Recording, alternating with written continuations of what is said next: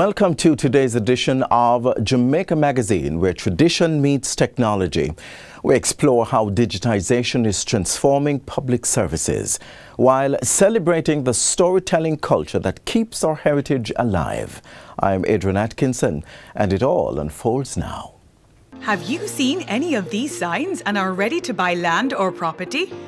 Want to know who is the legal owner? Purchase a copy of the title using eLand Jamaica. With eLand Jamaica, you can do a title search and verify the owner of the property, ensuring they have the legal right to sell it. For more information, contact the National Land Agency at www.nla.gov.jm, via telephone at 876-750-5263 or 876-946-5263. Email asknla@nla.gov.jm or message us on WhatsApp at 876-418-5089. The National Land Agency. One agency, one goal, to serve you better.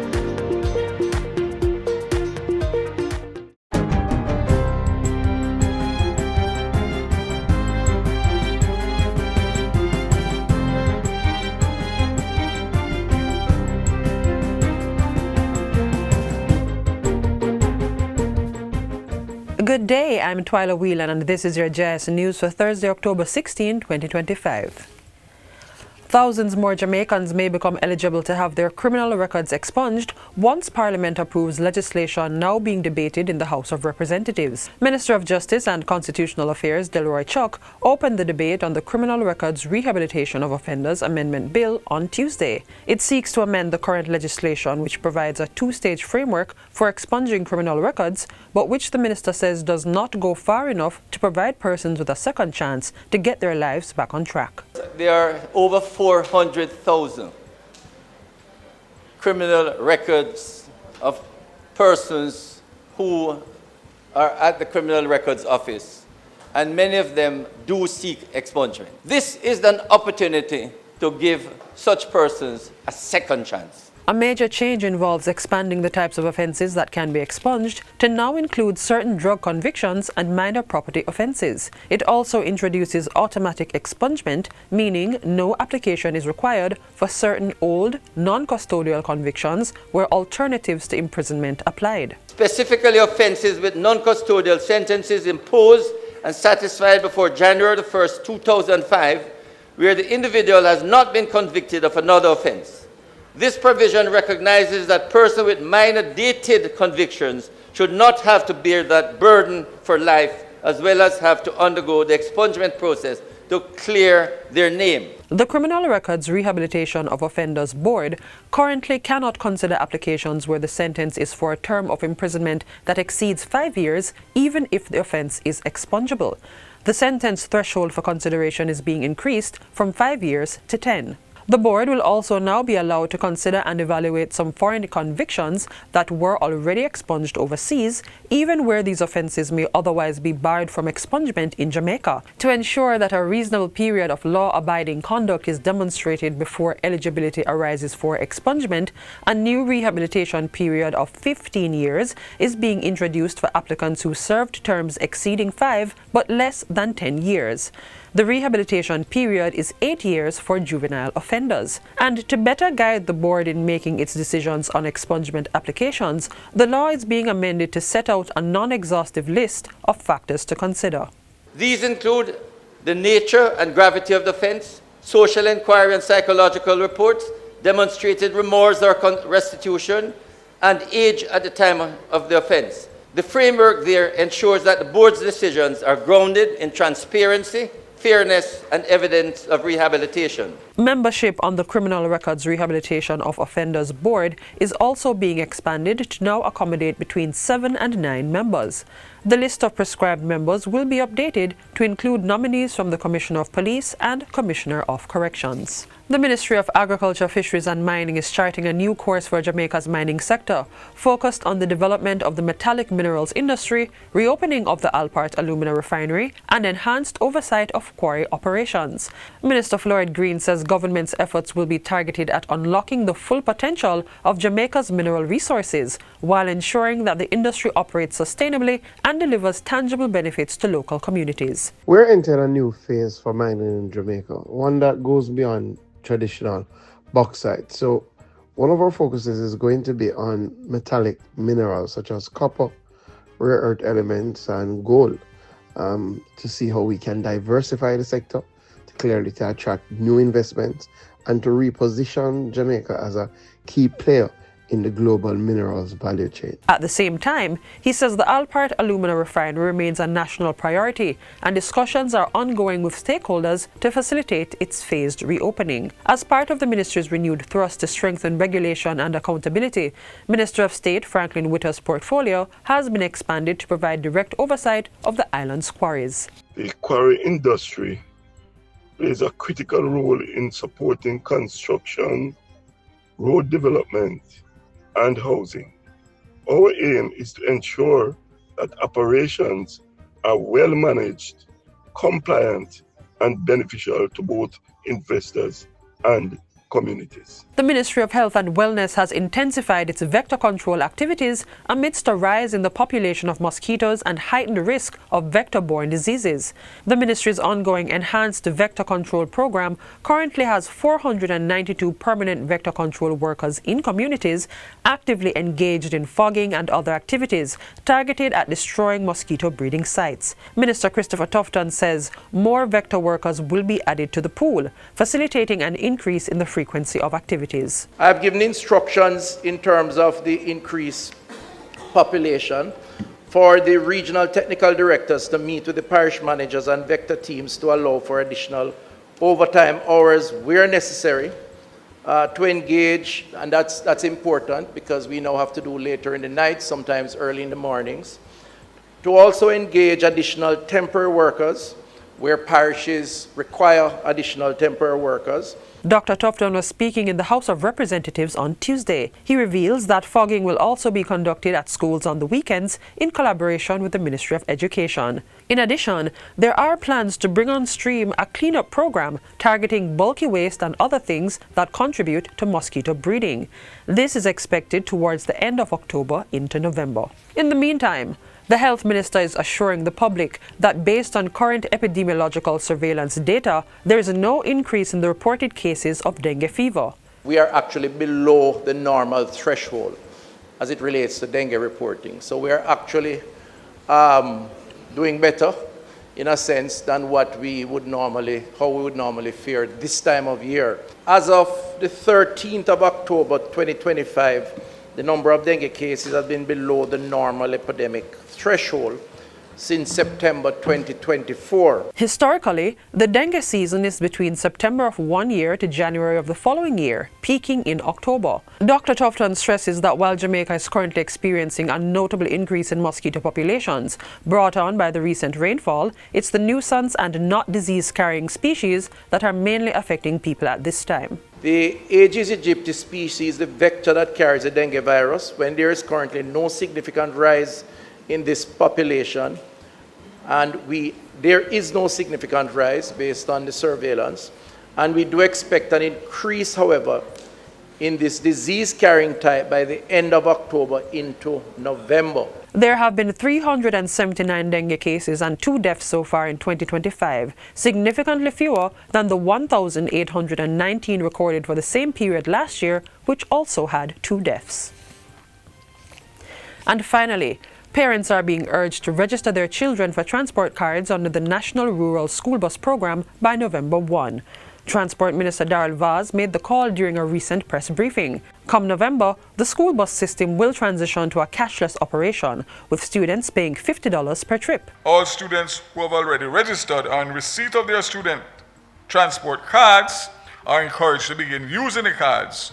No charge will be applied in the next 2 weeks. So it's good to use them to make sure they're working and obviously understand how they work, etc., etc. Minister Vaz is also encouraging parents and students to check their schools, the JUTC website, or social media pages for information on how to obtain their cards. Registration can be completed at the school or online at jamaica.district@mySmartTerm.com/busportal/registration. So I'm also pleased to announce that as of Monday, October 27th, registered students and parents will be able to top up student transport cards at regular retail outlets across Jamaica, similar to those used for top-up for mobile phones. So pretty much the same outfit. I think it's over 3,000 of them that are all over Jamaica. By then, should be in a position. Parents will receive a printed receipt at the top-up location along with text and email confirmations. They will also be able to track card balances using the app. And that's it for JS News Today. I'm Twyla Whelan. Thanks for watching.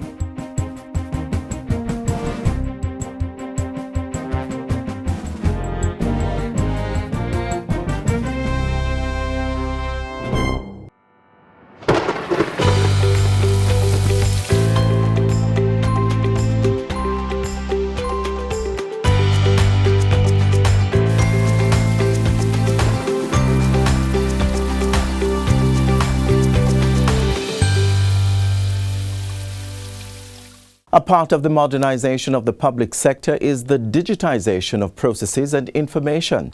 This is being done under the oversight of the Information and Communications Technology ICT Authority. An update is the focus on this week's episode of Finance Matters. Let's join the conversation with Chief Information Officer Anika Shuttleworth.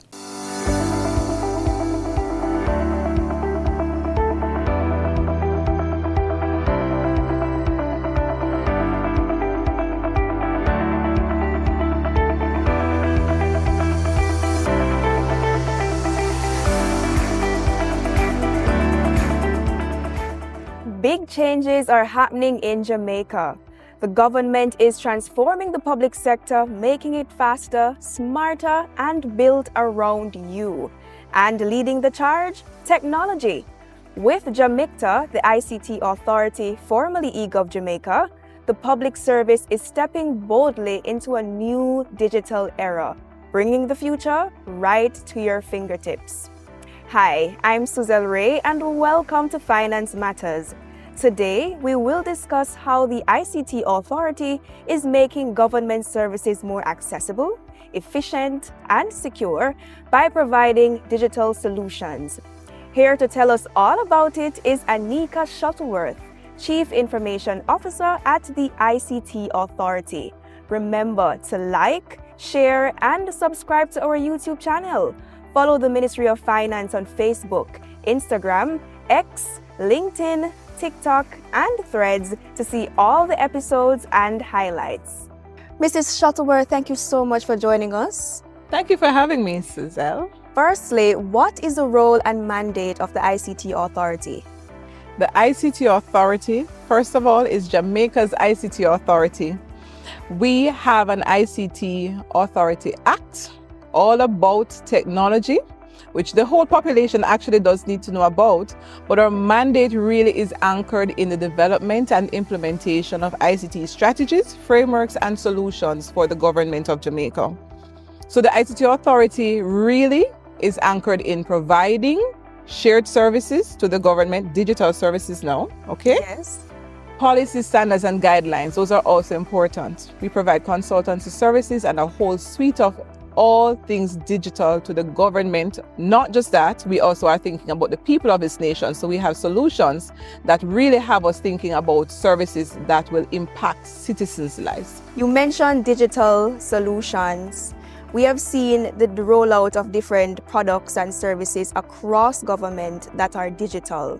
Can you tell us what products the ICT Authority would have undertaken? All right, so I should say also that we transitioned from eGov Jamaica Limited into the ICT Authority in April of 2025. Since then, in July, we actually implemented motor vehicle fitness, electronic motor vehicle fitness, electronic motor vehicle registration certificate. So for the population, remember those stickers, those papers that we have to keep in the cars, that sort of thing? we use the opportunity right at the cusp of a particular point of a policy change to do digital transformation that would really make lives easier. So that was in July, and then in June we implemented our payout system, the government's payout system, Gov Payout, for the Solidarity Program. And that's really just one use case, because I'm sure the Ministry of Finance knows this. During the pandemic, the government did several, payouts to yes, we care. assist the population, we care, and so forth. So Gov Payout now is the new platform that really is built in a way that is scalable for the entire government, so that whenever it is we have other campaigns to benefit the population, we will just simply add those campaigns to the platform. So when we see these different online services being rolled out across GOJ, the ICT Authority is the driving force behind that. We have a role to play in some way, shape, or form behind those solutions being implemented. When we hear the words transformation and innovation, we tend to take for granted how important those elements are in driving efficiency in the public service. Why is digitization such a critical step to improving government efficiency and service delivery? All right, let's take a step back. Let's think about it as citizens. Yes. We're all challenged with standing in long lines. We see mountains of paper. Nobody likes that. So digital transformation really assists the government to be more efficient in reducing wait times, spend, turnaround time in terms of getting our responses and following up on various activities as well. So digital transformation is actually very important to make the government more people-friendly. Yes. Reaching at the heart of people, and just being very mindful of the situation that we all are in. So we have to also think about inclusiveness. Not everyone is at a point where they know how to use the technology or they are able to travel to a location. So all of these things are very important for us as it relates to digital transformation, and we take it very much to heart because we are Jamaicans first and foremost. So we are here also to assist with that. You mentioned the digital solutions that the ICT Authority would have undertaken with different ministries across government. Is there any new initiatives or products coming up that we can look out for? Listen, this is really going to get me very excited, because we have a number of different digital solutions. I'll quickly mention two. A big one is our interoperability platform for government. Lots of big fancy words, but simply put, as government, we need to be sharing data. Again, to facilitate ease of doing business. So we don't want persons to be repeating the same thing to several entities. So we should be able to now share data amongst entities, obviously with the relevant safeguards in place, right? So the Jamaica Data Exchange Platform, or the JDXP, is going to be coming soon. That's one. Yeah. Another big one is one for pensioners, because again, we're mindful of the people that we serve, and we are implementing shortly our I'm Alive app for the pensioners as a first use case. And when I say use case, it's just an example. There are several scenarios where we will need to verify the livelihood or the lifeness of somebody, meaning somebody is alive. Yes. For example, when we're voting, but that's a different situation. Yes? Yes. But I'm Alive is going to be used for pensioners, because for some pensioners, the process is not as efficient as it should be, or could be, I should say. So we have the I'm Alive app coming up pretty soon, also to facilitate them being able to verify that they are indeed alive to get their pension benefits. Very exciting things. I cannot wait to see them roll out, and I'm sure our Jamaicans cannot wait as well. As we wrap up, Ms. Shuttleworth, can you share with us where we can find more information about the services offered by the ICT Authority? All right, so the ICT Authority, we actually have a brand new website that will be coming out soon, available at icta.gov.jm. If the public has any questions, they can email us at info@icta.gov.jm. For those within the government space that need services from us, they can email us at crd@icta.gov.jm. And guess what? We are on social media, all the platforms, ICTA-JA, ICTA-JA. We are here to serve. Yes, and what I'm hearing is that the ICT Authority is accessible and can be accessed everywhere. Well, thank you, Mrs. Shuttleworth, for joining us today and enlightening us about the work of the ICT Authority, and we look forward to see what will come in the future. Thank you so much for having me. And thank you for joining us on this episode of Finance Matters. Remember to follow us on social media at MOF Jamaica and tune in next week as we continue to demystify the economic and fiscal policies and initiatives implemented by the government to empower Jamaicans as we chart a path to Jamaica's economic prosperity.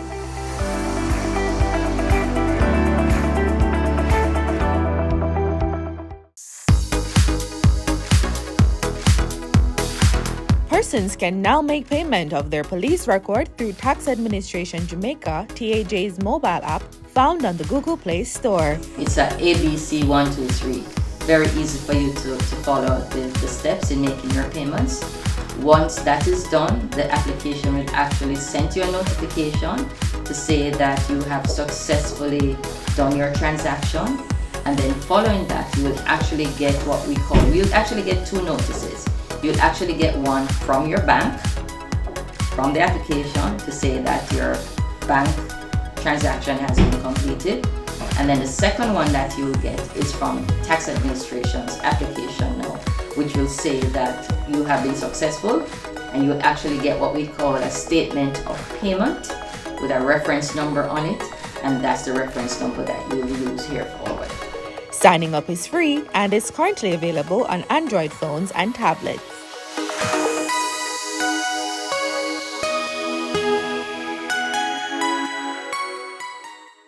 It's Heritage Week, 7 days of focus on our rich culture and heritage.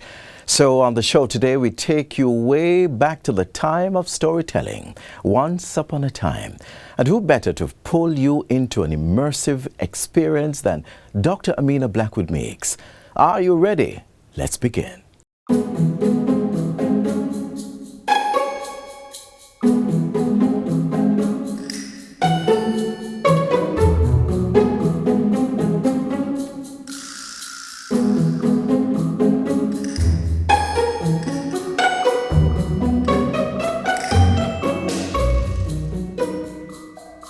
One time, Crab Father was the best head maker in the whole village. Any kind of head you want, big, small, man, woman, any kind of head you want, Crab Father could have make it. The only head Crab Father never make was cork head. Now, Crab Father was born at a time, BC, before computer. And Crab Father believed that anything where the older one them know, they must teach it to those born AD. After that, so one day him call him son and him say, it's time for you to learn the head making business. Here Crab Pickney with him stubborn self. No, Papa. You can't see it's the age of modernization, so it's specialization. We don't need two head maker in a one family. No better you make head and I tell you what I will do. I will go and sell the head.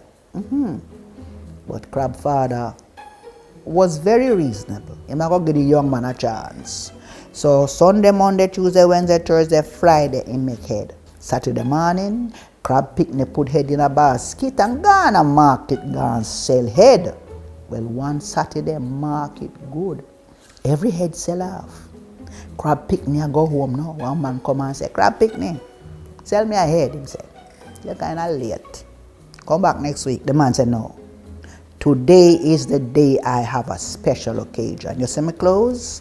I have on my painted mouth two-tone shoes. I have on my diamond socks and my gun mouth trousers. I have on my scissors tail jacket. And I have a 10-gallon top hat. And I want a head to match it. Crab Pickney said, no, me tell you the head them sell off clean. And the man insists. Him say, how much money you make today? In him left pocket, him have enough. In him right pocket, him have enough. So him have enough money. The man said, if you sell me your head, I double it. Crab Pickney call himself the number. And multiply it by 2 and get enough. And the sound of so much money was too much to resist. Pop off in your head and sell it to the man. But before him hand it over, presence of mind say, oh, you going to see if you go home? So him take out the 2 little eye them and put them in his shoulder. But without the head, him walk and balance. That's why him walk sideways. But him a go home. Cause him father is the best head maker and can make him another head. Except when him reach the cross pass, him see a dinky mini a go on, man. And if you know anything about dinky mini, it's a sideways dance, you know. So Krabby and him hack him man a dance. Zaki Yoni wan Ben, Benny boy. And him a lead the dinky mini chorus and him a dance dinky mini till midnight. Every dinky mini serves some nice Jamaican food. Chocolate tea with coconut milk and cinnamon, man. And hard dough bread with sprat and all of these nice things. And when them bring it to Crab, Crab couldn't eat. Cause the mouth gone with the head. So Crab decided him going to run home and make him father make a brand new head and game when him reach home. Him see him father mattress outside in the yard. When him push the door and go in, him see a piece of black cloth pan the looking glass, pan the dressing table, and pan the ground him see 7 white candles in a circle, the number of completion. Him father dead, you know. I feel him dinky mini a keep out a cross pass. Him father dead and gone with the head making recipe, and Crab Picnic did not learn how to make head, and from that day until this, him a walk sideways, mad sick, headless. I love that story because it's about how we ignore the wisdom of old people and things that without them we can manage and we can't.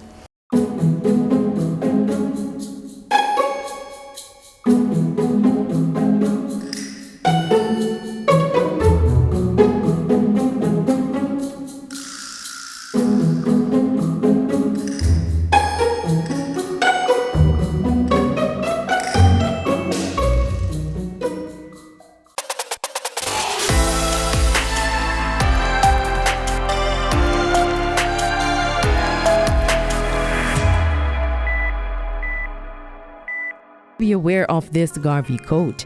A people without the knowledge of their past history, origin, and culture is like a tree without roots, alluding to the matter of humans not having a flourishing future without the understanding of where they are coming from to keep them grounded. It was Garvey who also said, "Intelligence rules the world, ignorance carries the burden." In this day of information, knowledge is all around us. Easily with internet access, we carry around a library with us. We need only to search and search ardently, look deeply into reliable sources. Then we must free ourselves of any ignorant beliefs we may have previously held. The great orator also said, "The pen is mightier than the sword, but the tongue is mightier than them both put together." Educating oneself on a matter increases one's knowledge. With that, one's chances of making informed decisions and acting with prudence grows. The phrase "knowledge is power" is not one to be taken lightly, but to be taken with deep thought and to be acted upon fiercely while understanding the power of knowing. To bring it full circle, we take a quote from another tremendous leader, Kofi Annan, who reiterated the sentiment, "Knowledge is power," and said that information is liberating. Education is the premise of progress in every society, in every family.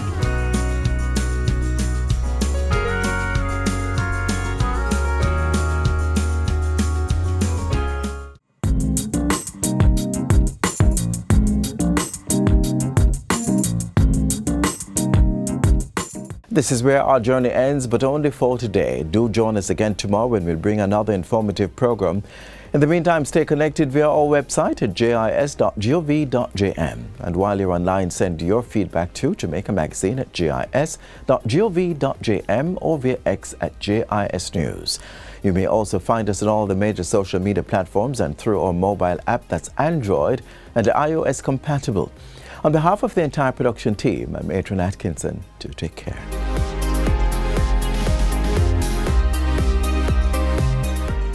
This has been a production of the Jamaica Information Service, the voice of Jamaica.